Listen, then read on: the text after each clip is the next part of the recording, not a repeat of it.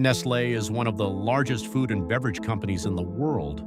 Every single day, billions of people consume products made by this company.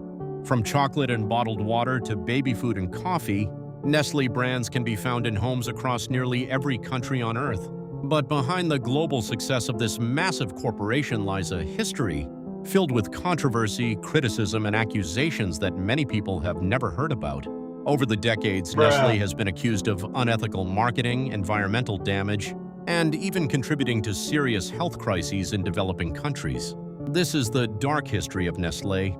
The story begins in the 1800s with a German-born pharmacist named Henri Nestlé. In 1867, Henri Nestlé created a product called infant cereal designed to help babies who could not be breastfed. At the time, infant mortality rates were extremely high, and many babies struggled to survive when their mothers could not produce enough milk.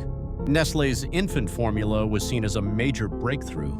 The product quickly gained popularity across Europe and helped establish the company's reputation as a trusted provider of nutritional products. As the years passed, the company expanded its product line and merged with other businesses, eventually becoming one of the most powerful food companies in the world. But the company's success would later be overshadowed by one of the most controversial marketing campaigns in modern corporate history. In the 1970s, Nestlé aggressively promoted infant formula in developing countries throughout Africa, Asia, and Latin America. The company marketed its formula as a modern and superior alternative to breastfeeding.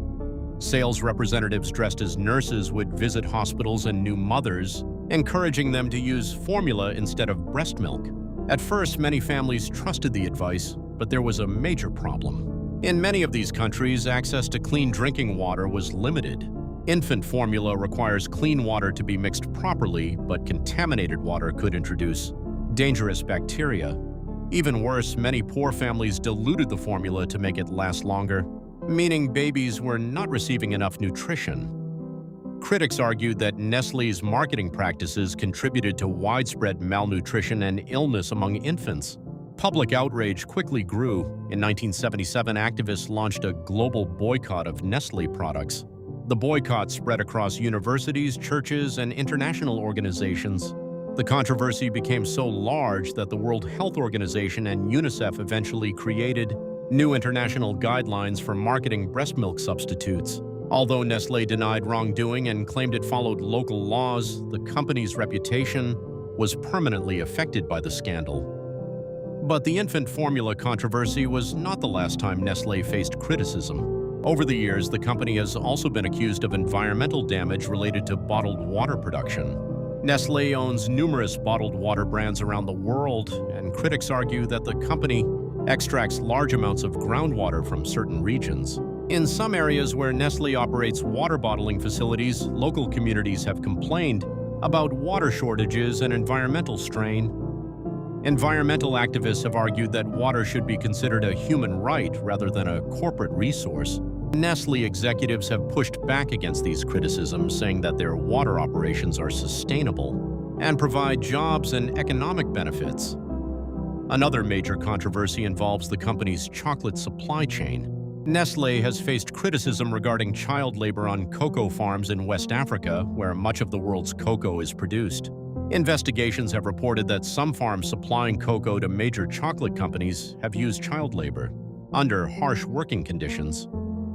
Nestlé has stated that it is working to eliminate these practices and improve supply chain monitoring, but critics say progress has been slow. Despite these controversies, Nestlé remains an incredibly powerful company.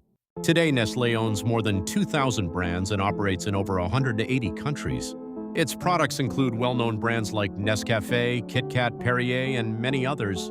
The company generates tens of billions of dollars in revenue every year and continues to dominate the global food industry. For many consumers, Nestlé products are simply part of everyday life. But the history of the company reveals a far more complicated story.